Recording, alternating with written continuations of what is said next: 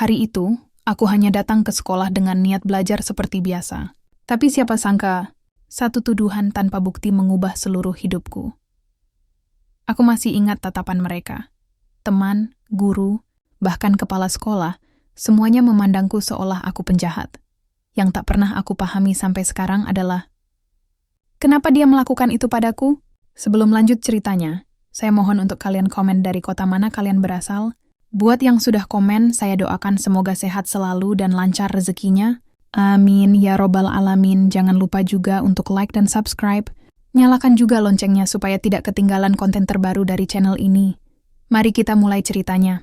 Pagi itu, matahari belum terlalu tinggi saat aku berlari kecil menuju sekolah. Jalanan masih basah sisa hujan semalam, dan aku bisa mencium aroma tanah yang lembab di udara. Aku tidak pernah menyangka hari yang terasa begitu biasa itu akan berubah jadi hari paling kelam dalam hidupku. Aku ingat, aku sempat tersenyum kecil waktu memasuki gerbang sekolah. Satpam menyapaku seperti biasa, dan aku membalas dengan anggukan. Di kepalaku cuma ada satu hal, tugas biologi yang belum sempat kukumpulkan. Aku buru-buru menuju kelas, membuka tas, dan memastikan semua sudah rapi. Tidak ada yang aneh, semuanya normal, sampai Pak Rudi masuk. Pak Rudi, guru yang paling ditakuti di sekolah. Disiplin keras dan kalau sudah marah, suaranya bisa membuat jantung berhenti sejenak. Tapi pagi itu, sorot matanya berbeda. Tajam. Dingin. Seolah ada sesuatu yang dia sembunyikan di balik tatapan itu. Arman, katanya pelan tapi tegas. Selesai pelajaran nanti, kamu jangan pulang dulu. Ada yang mau Bapak bicarakan. Nada suaranya membuat seluruh kelas diam. Aku hanya bisa mengangguk pelan, meski hatiku bertanya-tanya. Apa salahku kali ini? Jam pelajaran berjalan lambat. Setiap menit terasa seperti tusukan kecil di dada. Aku mencoba fokus menulis, tapi mataku terus melirik ke arah Pak Rudi. Sesekali dia juga menatapku, dengan senyum aneh di sudut bibirnya. Begitu bel tanda istirahat berbunyi, semua siswa keluar kecuali aku. Pak Rudi tetap duduk di kursinya, menatapku lama. Kamu tahu kenapa Bapak minta kamu tinggal? Tanyanya, aku menggeleng. Tidak tahu, Pak. Dia berdiri berjalan perlahan ke arahku. Suara sepatunya menjejak lantai, membuat ruang kelas terasa seperti ruang interogasi.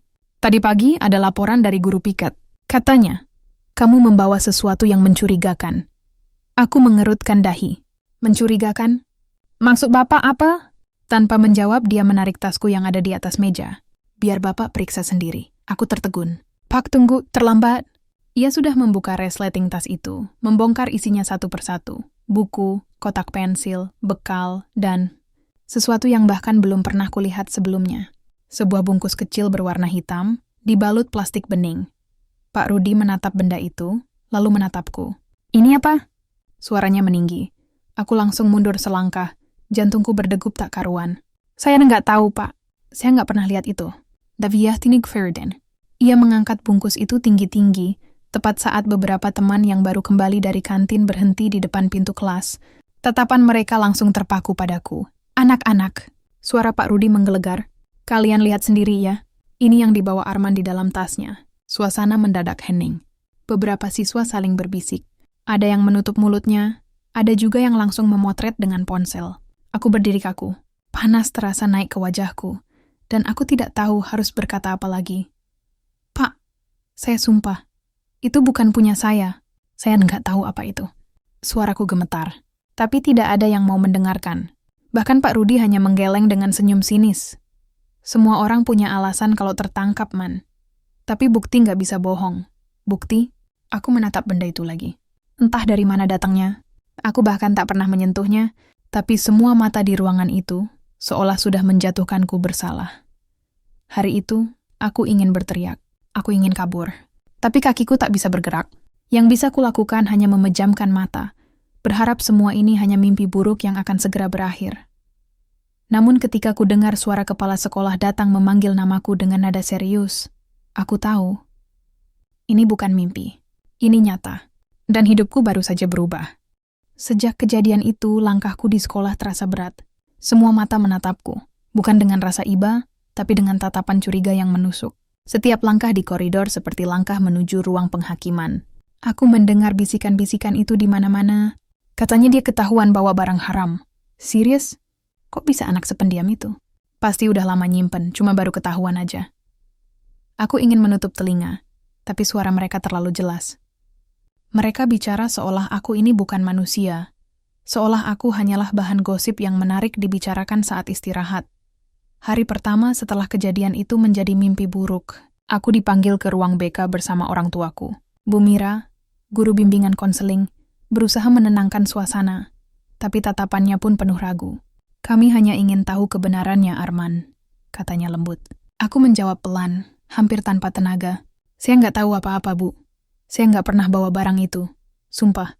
Ayah hanya diam. Ibu menunduk menggenggam tanganku erat. Tapi genggamannya gemetar. Ada ketakutan di sana, dan juga kekecewaan yang tak bisa disembunyikan. Aku tahu mereka mulai ragu. Mereka anak petani yang jujur, yang seumur hidupnya tak pernah berurusan dengan hal-hal seperti ini. Dan sekarang, anak mereka jadi tersangka di sekolah. Setelah pertemuan itu, aku disarankan untuk tidak masuk sekolah selama beberapa hari, sampai penyelidikan selesai. Kata-kata itu terasa seperti vonis. Untuk menenangkan suasana, kata kepala sekolah. Padahal semua orang tahu, aku dikeluarkan sementara karena dianggap mencemarkan nama baik sekolah. Saat aku melangkah keluar dari ruang BK, kulihat beberapa teman menatap dari kejauhan. Sinta, sahabatku sejak kelas 1, sempat melirik ke arahku. Tatapannya sedih, tapi dia tidak berani mendekat. Aku mengangguk kecil padanya, berharap ia mengerti aku tidak bersalah. Tapi begitu aku melewati lapangan, aku melihat sesuatu yang membuat dadaku perih. Di dinding dekat tangga, tertulis dengan spidol besar, Ar-an pembawa barang haram. Tulisan itu baru, tintanya masih basah. Aku menatapnya lama, lalu tersenyum pahit. Rasanya ingin berteriak, tapi suaraku hilang di antara tawa mereka yang melintas. Malamnya, aku berdiam di kamar. Ayah duduk di ruang tamu dengan wajah muram, sementara ibu menyiapkan makan malam yang tak tersentuh. Aku mendengar suara mereka berbicara pelan. Kalau benar dia nggak salah, kenapa sampai ada buktinya? Mana aku tahu, tapi Arman bukan anak seperti itu. Aku menutup telinga dengan bantal, tapi air mataku tetap mengalir. Untuk pertama kalinya, aku merasa sendirian di dunia. Bahkan rumahku sendiri tak lagi terasa aman. 3 hari berlalu, aku tidak ke sekolah, tidak mengangkat telepon, tidak membuka pesan dari siapapun. Sampai akhirnya, satu pesan muncul di layar ponselku. Dari nomor yang tidak dikenal. Aku percaya kamu nggak salah. Besok ketemu di taman belakang sekolah. Aku mau kasih tahu sesuatu. Aku menatap pesan itu lama. Hanya ada satu orang yang mungkin mengirimnya. Sinta. Dan entah kenapa, untuk pertama kalinya sejak kejadian itu, aku merasa masih ada sedikit cahaya yang tersisa. Tapi aku tidak tahu, cahaya itu justru akan membawaku pada kebenaran yang lebih gelap dari yang pernah kubayangkan. Taman belakang sekolah selalu jadi tempat yang tenang. Biasanya hanya ada suara burung dan gemerisik daun bambu yang saling bersentuhan. Tapi pagi itu, ketenangan itu terasa asing. Mungkin karena aku datang dengan hati yang sudah terlalu berat untuk menampung rasa malu. Aku menunggu di bangku kayu dekat kolam kecil. Sekitar 10 menit kemudian, Sinta datang dengan langkah tergesa, wajahnya pucat. Arman, katanya pelan sambil duduk di sebelahku. Aku tahu kamu nggak salah. Tapi kamu harus hati-hati. Ada sesuatu yang nggak beres di sekolah ini. Aku menatapnya bingung. Maksud kamu? Dia menarik napas panjang, lalu mengeluarkan ponsel dari tasnya. Kemarin aku bantu Bu Mira ngerapihin file CCTV di ruang BK. Aku sempat lihat sesuatu di rekaman tanggal kejadian. Tapi, cuma sebentar. Sebelum filenya tiba-tiba ditutup.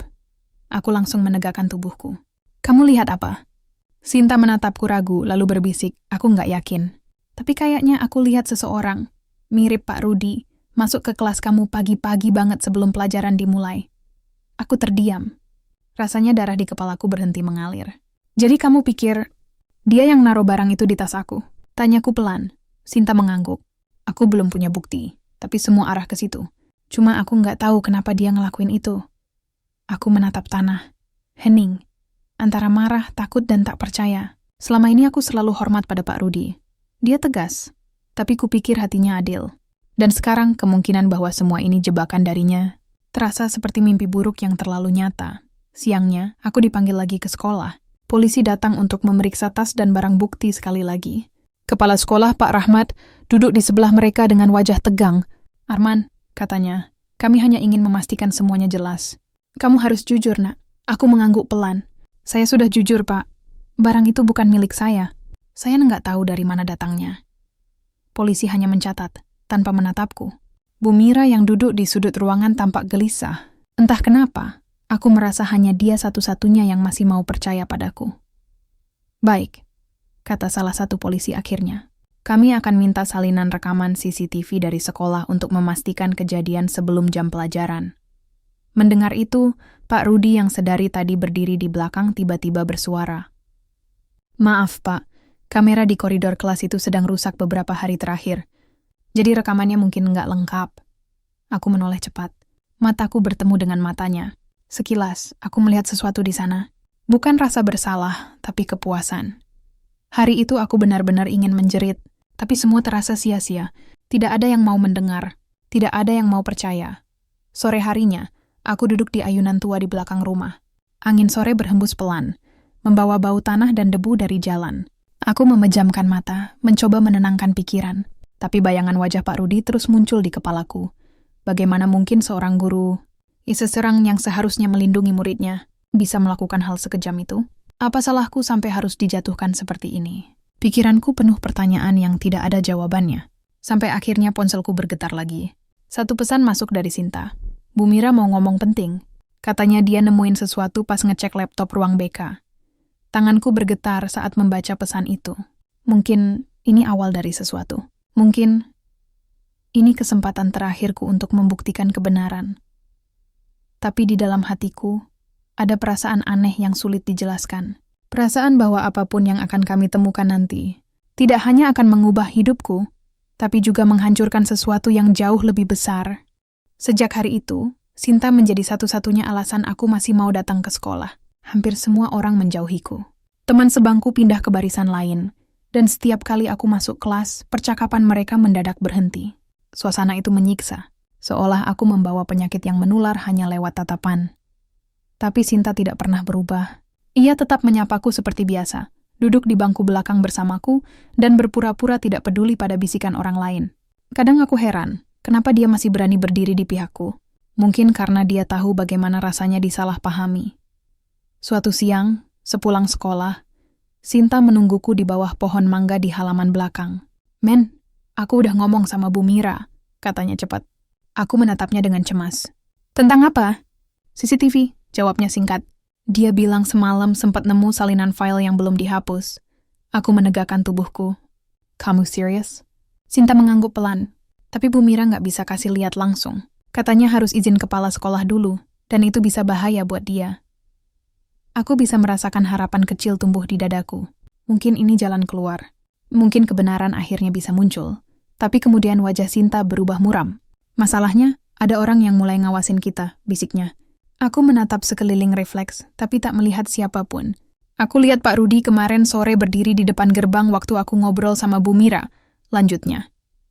Dia nggak ngomong apa-apa, tapi tatapannya, beda man, dingin banget. Aku menelan ludah. Kamu nggak usah ikut campur, Sin. Ini bisa bahaya buat kamu juga. Dia tersenyum kecil, tapi matanya tetap serius. Kalau aku diem aja, kamu bakal terus dituduh. Aku nggak mau lihat kamu dihancurin sendirian. Kata-katanya membuat dadaku terasa hangat, tapi juga perih. Aku tidak terbiasa punya seseorang yang membelaku dengan sepenuh hati. Selama ini, aku hanya tahu bagaimana rasanya bertahan sendirian. Hari-hari berikutnya, kami mulai mencari tahu secara diam-diam. Sinta pura-pura membantu Bu Mira di ruang BK, sementara aku mengalihkan perhatian guru piket. Kami hanya punya waktu beberapa menit untuk melihat isi laptop sekolah sebelum jam pelajaran dimulai. Dan benar saja, di salah satu folder tersembunyi, ada video berdurasi 2 menit. Rekaman hitam putih dari kamera koridor kelas. Aku nyaris tak bisa bernapas saat melihat sosok di layar itu. Seseorang masuk ke ruanganku pagi-pagi, sebelum bel pertama. Langkahnya cepat, tapi cukup jelas untuk dikenali. Tubuh tinggi, kemeja rapi, membawa sesuatu di tangannya. Sinta menatapku lalu berbisik pelan, itu, Pak Rudi kan? Aku tak bisa menjawab. Tanganku gemetar di atas meja. Tapi sebelum kami sempat menyimpan file itu, pintu ruang BK terbuka keras. Suara langkah sepatu menghentak lantai. Sedang apa kalian di sini? Suara itu tegas, familiar, dan membuat darahku berhenti mengalir. Pak Rudi berdiri di ambang pintu. Tatapannya tajam, menusuk. Dan untuk pertama kalinya aku melihat sesuatu yang selama ini dia sembunyikan. Rasa panik yang disamarkan oleh amarah. Sinta cepat-cepat menutup laptop itu. Kami cuma bantu Bu Mira, Pak, katanya gugup. Pak Rudi menatap kami lama, lalu berjalan perlahan mendekat. Senyumnya muncul, senyum yang tidak ramah. "Hati-hati ya," katanya lirih. "Kadang, kalau kalian terlalu sibuk cari kebenaran, kalian malah kehilangan tempat di mana kalian berdiri." Kalimat itu terdengar seperti ancaman. Dan aku tahu, sejak detik itu, permainan sudah berubah. Sinta menggenggam tanganku di bawah meja, jemarinya dingin dan gemetar. Aku tidak berani menatap Pak Rudi terlalu lama, tapi aku tahu satu hal pasti. Dia menyadari kami sudah melihat sesuatu yang seharusnya tidak kami lihat. Ketika dia akhirnya pergi, suasana ruangan terasa sesak. Sinta berbisik pelan, "Man, kita nggak boleh berhenti. Bukti itu harus kita selamatin sebelum dia hapus semuanya." Aku mengangguk. Untuk pertama kalinya sejak semua ini dimulai, aku merasakan semangat yang belum pernah ada sebelumnya. Keinginan untuk melawan. Tapi di balik semangat itu, ada ketakutan yang tak bisa aku tolak. Karena aku tahu, setiap langkah menuju kebenaran berarti satu langkah lebih dekat ke bahaya. Dan kali ini, bukan cuma aku yang akan jadi korbannya. Sejak hari itu, suasana sekolah tak lagi terasa sama. Setiap kali langkahku bergema di lorong, aku merasa seolah ada mata yang terus mengikutiku. Tatapan-tatapan itu, dari guru, dari teman, bahkan dari penjaga sekolah, terasa seperti pisau yang perlahan mengiris kepercayaan diriku. Pak Rudi masih mengajar seperti biasa.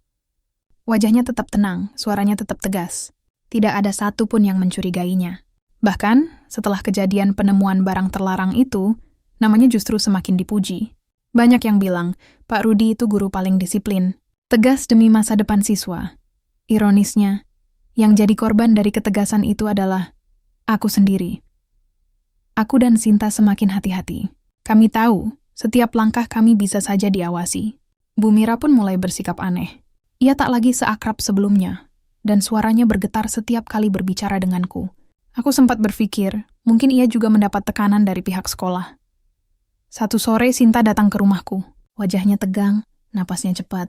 "Men, aku nemu sesuatu," katanya sambil membuka tas. Ia mengeluarkan kertas kusut, hasil cetakan dari pesan singkat yang ia dapat dari seorang alumni sekolah kami. Di kertas itu tertulis, "Hati-hati sama Pak Rudi. Dia pernah hampir nyusahin anak lain juga. Dulu sempat ribut, tapi ditutup sama sekolah." Aku menatap tulisan itu lama. "Ini serius?" Sinta mengangguk. Alumni itu namanya Raka. Dia lulus 2 tahun lalu. Katanya dulu pernah dituduh nyontek pas ujian nasional. Padahal ternyata bukan dia yang nyontek.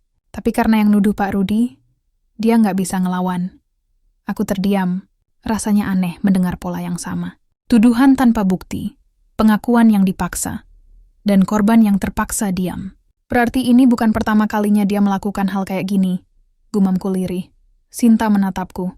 "Kamu mau tahu yang lebih parah?" Aku menatap balik menunggu. Raka bilang, waktu dia coba ngomong ke kepala sekolah, dia malah diancam bakal dikeluarkan. Dan gak lama setelah itu, keluarganya pindah kota. Suasana di antara kami mendadak hening. Hanya suara jangkrik di luar jendela yang terdengar. Rasa marah dan takut bercampur jadi satu di dalam dadaku. "Aku nggak bisa diam lagi, Sin," kataku akhirnya. Kalau dia bisa ngelakuin itu ke orang lain juga, berarti dia bisa ngelakuin lagi kapanpun. Sinta menarik napas dalam. "Aku tahu, tapi kita nggak bisa gegabah. Kita butuh bukti yang kuat. Rekaman itu satu-satunya jalan." Kami pun sepakat untuk mencoba masuk ke ruang guru malam hari saat sekolah sudah sepi. Sinta tahu jadwal satpam ronda, sementara aku tahu letak kunci duplikat ruang BK dari gudang lama. Rencana itu gila, tapi hanya itu yang kami punya. Malam itu, aku hampir tak bisa tidur. Bayangan wajah Pak Rudi terus muncul di kepalaku, senyumnya, suaranya dan kata-katanya terakhir kali di ruang BK. "Kadang, kalau kalian terlalu sibuk cari kebenaran, kalian malah kehilangan tempat di mana kalian berdiri." Kalimat itu berputar di telingaku seperti mantra jahat. Aku tahu dia sedang memperingatkanku, tapi rasa takutku sudah berubah menjadi tekad. Keesokan malamnya, kami datang ke sekolah diam-diam. Pagar belakang sekolah tidak dikunci rapat, dan kami menyelinap masuk dengan senter kecil. Langit malam gelap, dan angin membawa aroma tanah lembab. Setiap langkah terasa berat. Setiap suara angin membuat jantungku meloncat. Kami sampai di depan ruang BK. Sinta berbisik, "Cepetan, Man." Satpam biasa lewat jam 9. Tanganku gemetar saat memasukkan kunci ke lubang pintu. Klik. Pintu terbuka perlahan. Ruangan itu gelap, tapi kami bisa melihat siluet laptop di meja Bu Mira. Sinta menyalakannya, dan kami mulai mencari folder video yang sama seperti sebelumnya. Namun, tidak ada. Folder itu hilang sepenuhnya. Aku merasa darahku turun ke kaki. Nggak mungkin. Semalam masih ada, kataku lirih. Sinta menatap layar kosong itu dengan wajah putus asa. Dia udah hapus semuanya, katanya. Kita terlambat. Aku berdiri membeku, mencoba berpikir.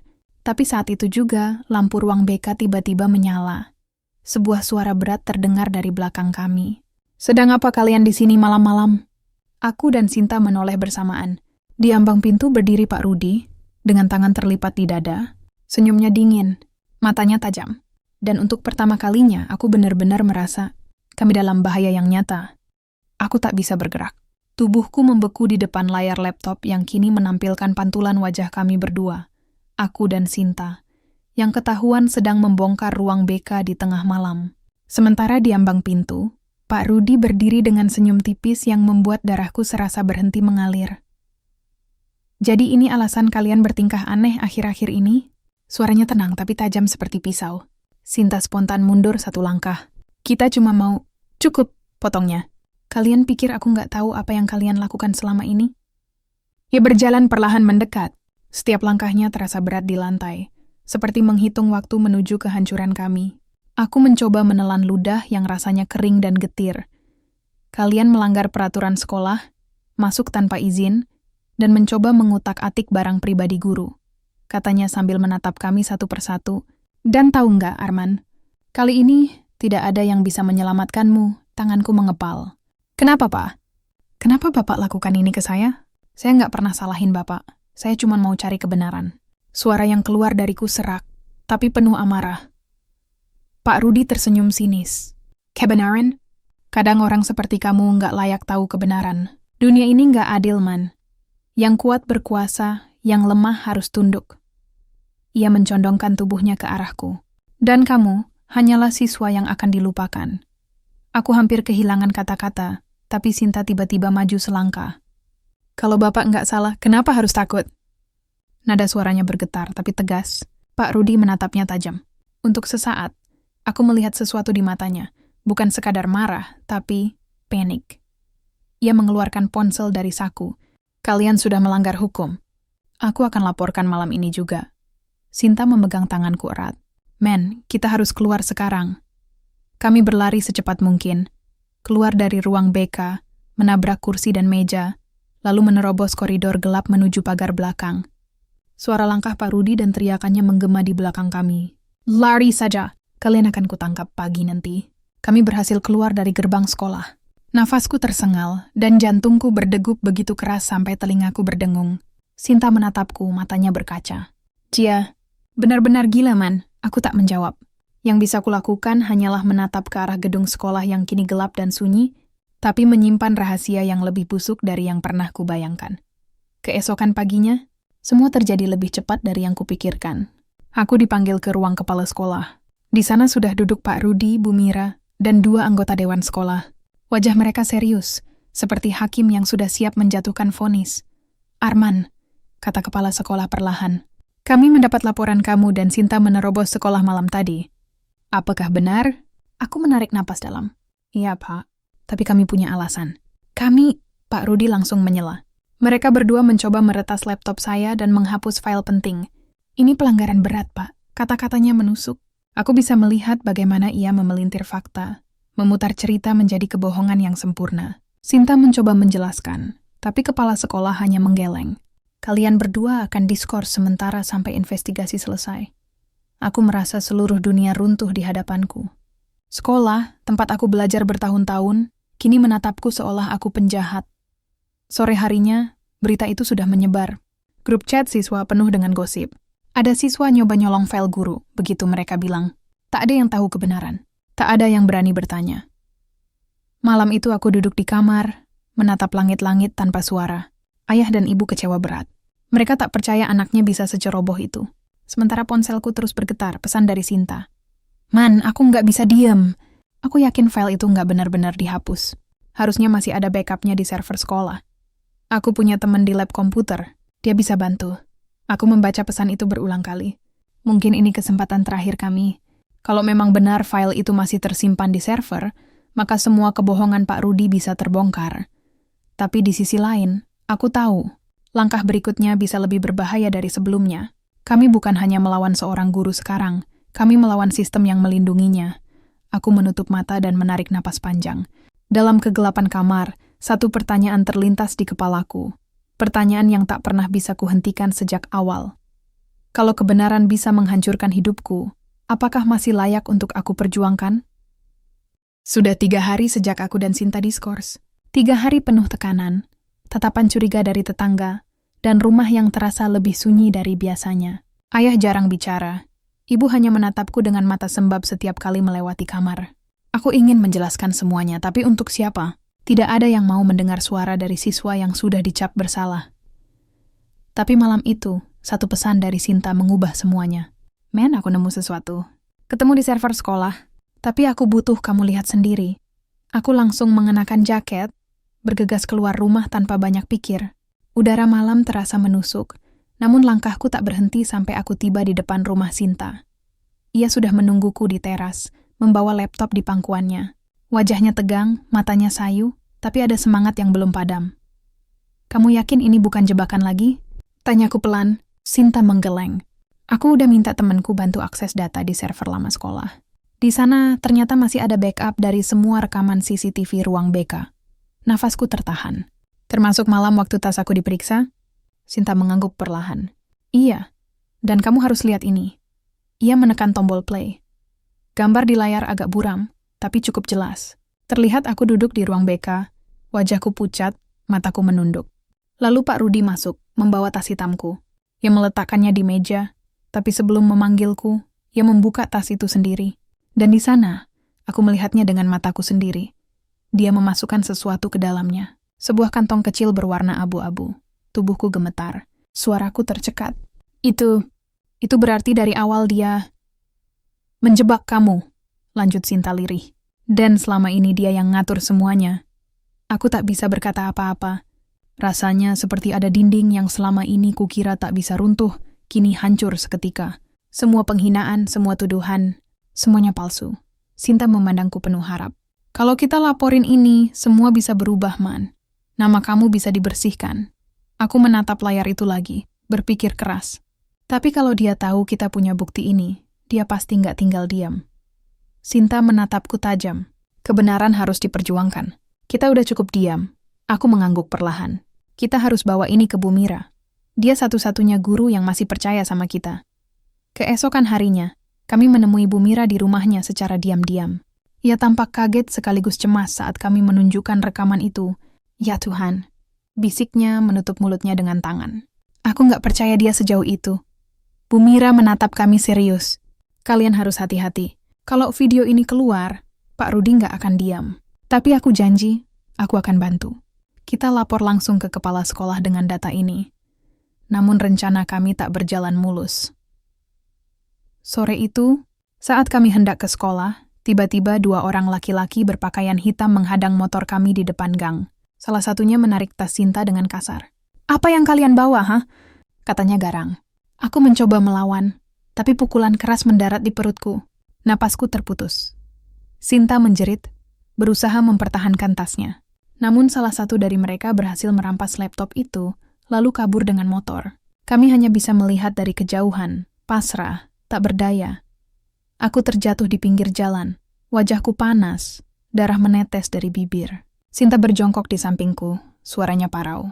Mereka pasti suruhannya Pak Rudi. Aku menggertakkan gigi. Dia pikir dia bisa terus sembunyi di balik jabatan itu. Sinta menatapku dengan mata berair. Kita nggak punya bukti lagi, Man. Aku menatap langit yang mulai gelap. Kalau dia bisa hapus video itu, berarti dia takut. Dan kalau dia takut, berarti kita masih punya peluang. Malamnya, aku duduk sendirian di depan cermin, melihat pantulan wajahku yang lebam. Aku bukan lagi siswa pendiam yang takut bicara. Aku sudah melewati batas rasa malu dan rasa takut. Sekarang yang tersisa hanya satu hal, tekad. Aku mengambil ponsel dan mengetik pesan untuk Sinta. Kalau mereka kira kita bakal berhenti, mereka salah. Aku akan lawan sampai akhir.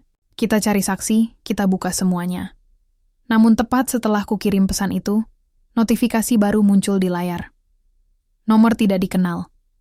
Berhenti sekarang, atau kamu yang berikutnya. Aku terdiam, dingin merambat dari ujung jari ke seluruh tubuh. Tapi kali ini aku tidak akan mundur. Aku menatap layar ponsel itu lama, lalu berbisik pada diriku sendiri. Kalau keadilan gak datang padaku, aku yang akan mendatanginya. Pagi itu, langit tampak mendung, seolah tahu bahwa hari itu tidak akan berjalan biasa-biasa saja. Sudah 2 hari sejak laptop Sinta dirampas, dan kami sama sekali belum menemukan jalan keluar. Aku belum ke sekolah, tapi namaku kembali ramai diperbincangkan di media sosial sekolah. Arman kabur. Arman dendam ke guru. Arman nggak tahu malu. Kata-kata itu menyebar seperti racun. Dan di balik semua itu, aku tahu siapa dalangnya. Sinta datang ke rumah dengan wajah lelah dan mata sembab. Aku nggak tahan, Man. Semua orang nyalahin kita. Padahal yang salah cuma satu orang. Aku menatapnya serius. Aku tahu. Tapi kita nggak boleh berhenti. Apa yang bisa kita lakukan? Bukti udah diambil. Aku menunduk sejenak lalu berkata pelan, mungkin belum semuanya hilang. Aku ingat sesuatu. Temanku, Dimas, anggota tim IT di sekolah, yang dulu sering memperbaiki server CCTV. Dia pernah bilang kalau server utama sekolah otomatis menyimpan rekaman cadangan di database luar jaringan. Artinya masih ada peluang. Kami menemui Dimas diam-diam di warung kopi kecil dekat terminal. Ia kaget saat mendengar cerita kami, tapi setelah kujelaskan semuanya, wajahnya berubah serius. Aku tahu server itu, katanya lirih. Tapi aksesnya cuma bisa dari ruang operator di lantai 2 sekolah. Dan butuh login kepala sekolah. Sinta langsung menatapku. Kalau itu satu-satunya cara, kita harus coba. Aku mengangguk. Malam ini, jam menunjukkan pukul 9 malam ketika kami menyelinap masuk ke sekolah lagi. Sinta menggenggam senter kecil, sementara aku membawa flash disk kosong. Kami tahu risikonya besar. Kalau tertangkap kali ini, bisa tamat sudah masa depan kami. Kami tiba di ruang operator. Dimas sudah menunggu di sana, wajahnya tegang. Cepetan, katanya. Aku cuma punya waktu 10 menit sebelum sistem deteksi aksesnya aktif. Tangannya cekatan di atas keyboard. Layar menampilkan baris demi baris data, file, dan rekaman. Ini dia, katanya. Rekaman tanggal kejadian. Aku mendekat. Dan untuk pertama kalinya, aku melihat segalanya dengan jelas. Bukan hanya rekaman dari CCTV ruang BK, tapi juga rekaman lorong.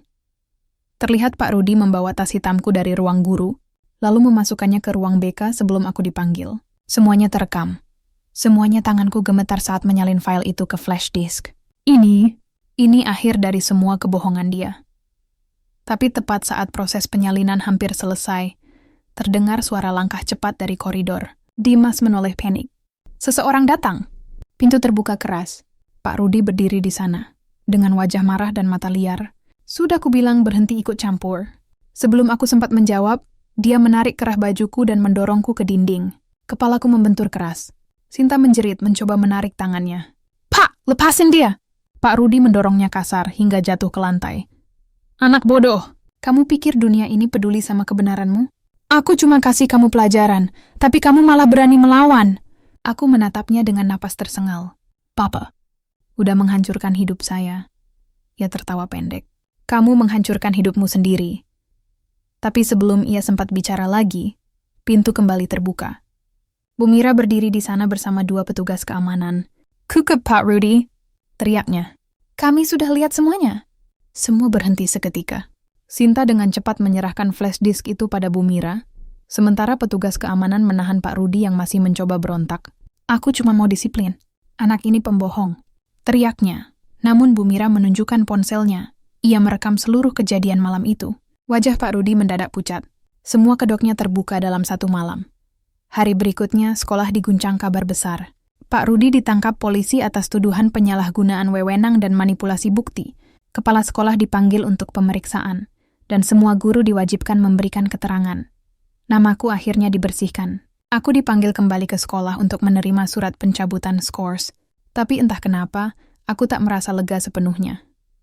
Saat berdiri di depan halaman sekolah, aku melihat banyak mata memandangku. Kali ini bukan dengan benci, tapi dengan rasa bersalah. Namun luka di dalam diriku tidak bisa hilang begitu saja. Terlalu banyak yang rusak karena satu kebohongan. Sinta menghampiriku. Akhirnya selesai, Man. katanya lirih.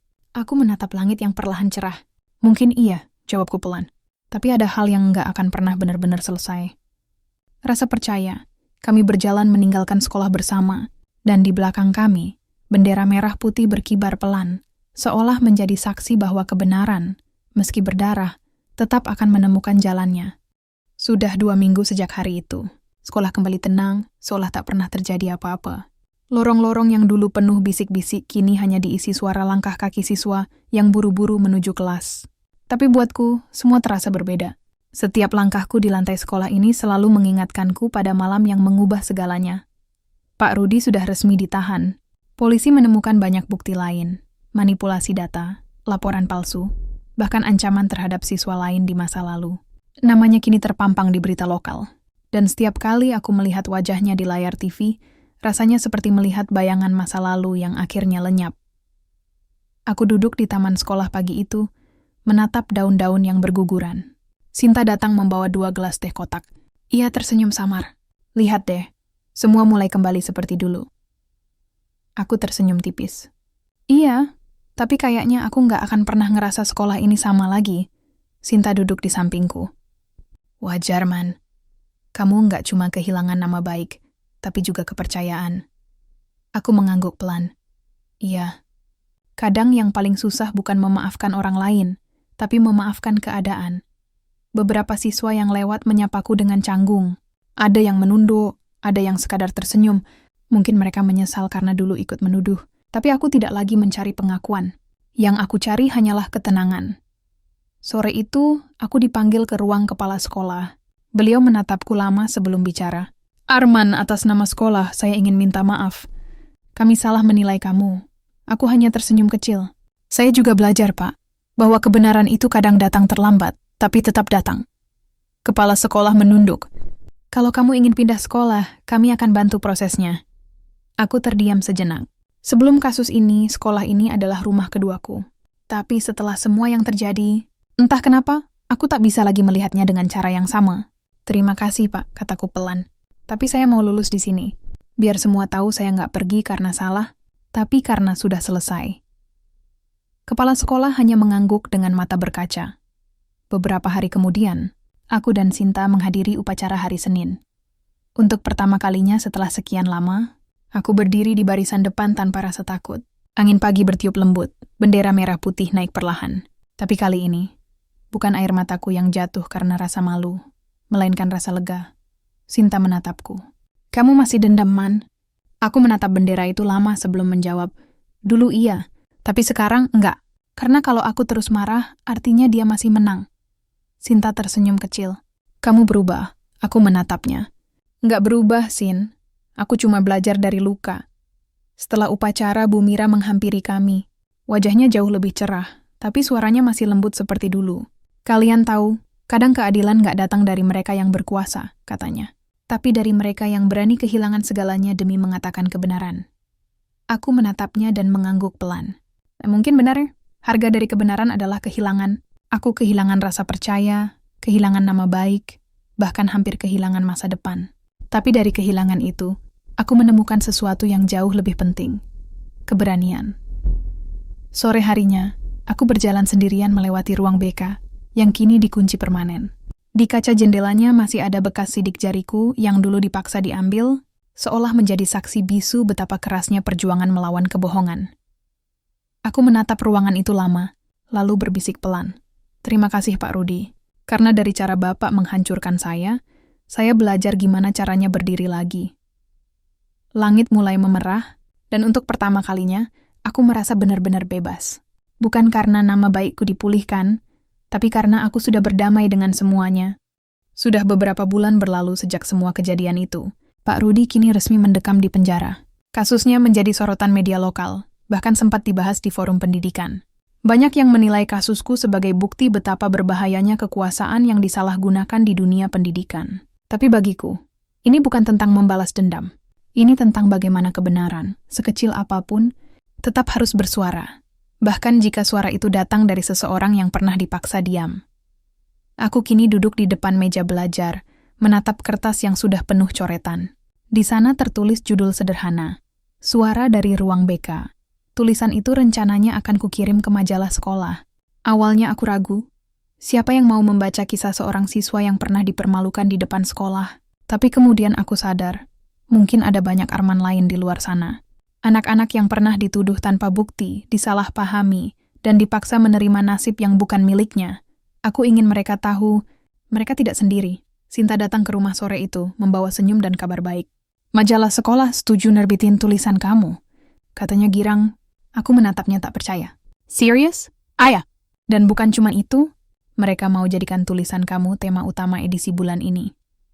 Aku tertawa kecil, untuk pertama kalinya, tawa yang benar-benar lepas. Sinta menatapku lembut. Lihat, sekarang kamu bukan cuma korban, Man. Kamu jadi contoh. Aku menatap keluar jendela. Tempat matahari mulai tenggelam di balik pepohonan. Mungkin memang itu tujuannya semua ini, Sin, kataku pelan. Supaya kita tahu bahwa luka pun bisa jadi pelajaran. Ia mengangguk, dan suara yang dulu dibungkam, akhirnya bisa didengar. Beberapa hari kemudian, tulisan itu benar-benar diterbitkan. Di halaman depan majalah sekolah, terpampang foto bendera merah putih berkibar dengan judul besar. Suara yang tak lagi diam, kisah siswa yang melawan ketidakadilan. Saat aku membaca tulisanku sendiri di sana, air mataku menetes pelan. Bukan karena sedih, tapi karena lega, semua yang dulu membuatku terpuruk kini berubah menjadi sesuatu yang berarti. Kata demi kata di halaman itu seperti menyembuhkan luka yang dulu kurasa takkan pernah hilang. Bu Mira menghampiriku seusai peluncuran majalah. Ia menepuk pundakku sambil tersenyum. Tulisanmu mengingatkan banyak guru, Man. Bahwa tanggung jawab bukan hanya mengajar, tapi juga mendengar. Aku menunduk haru. Terima kasih, Bu. Tanpa ibu saya mungkin sudah menyerah. Ia menatapku lembut. Kamu yang kuat, bukan karena tidak takut, tapi karena kamu tetap melangkah meski takut. Kini aku berada di tahun terakhir sekolah. Banyak yang berubah. Teman-teman yang dulu menjauh, kini kembali menyapaku dengan tulus. Sekolah mulai membuka program suara siswa, tempat setiap murid bisa menyampaikan pendapat tanpa takut dihukum. Dan setiap kali aku melewati ruang BK yang kini dijadikan ruang konseling terbuka, aku tersenyum kecil. Tempat yang dulu jadi sumber ketakutanku, kini jadi simbol keberanian. Sinta menghampiriku di halaman sekolah sambil tertawa kecil. Pahlawan keadilan, nanti sore latihan pidato buat acara kelulusan ya? Aku pura-pura cemberut. Jangan panggil aku begitu, Sin. Aku cuma orang yang kebetulan berani ngomong. Sinta menatapku sambil tersenyum. Itu justru yang membuat kamu luar biasa. Aku tertawa. Kalau gitu, nanti aku bakal ngomong satu hal aja di pidato kelulusan nanti. Apaan? Tanyanya penasaran. Aku menatap langit yang mulai biru, lalu berkata pelan. Bahwa kadang, untuk menemukan arti keadilan, kita harus berani jadi orang yang paling disalahpahami dulu. Sinta terdiam, lalu menatapku dengan mata berkaca. Dan kamu sudah membuktikannya, Man. Kami berjalan beriringan meninggalkan halaman sekolah. Di belakang kami, bendera merah putih berkibar pelan diterpa angin sore. Aku menatapnya sekali lagi, mengingat semua yang telah terjadi. Tuduhan, luka, perjuangan, dan akhirnya. Kemenangan yang datang bukan dari kekuatan, tapi dari ketulusan. Hari itu aku tersenyum, bukan karena semuanya sempurna, tapi karena aku tahu, suara yang dulu dipaksa diam, kini akan terus bergema.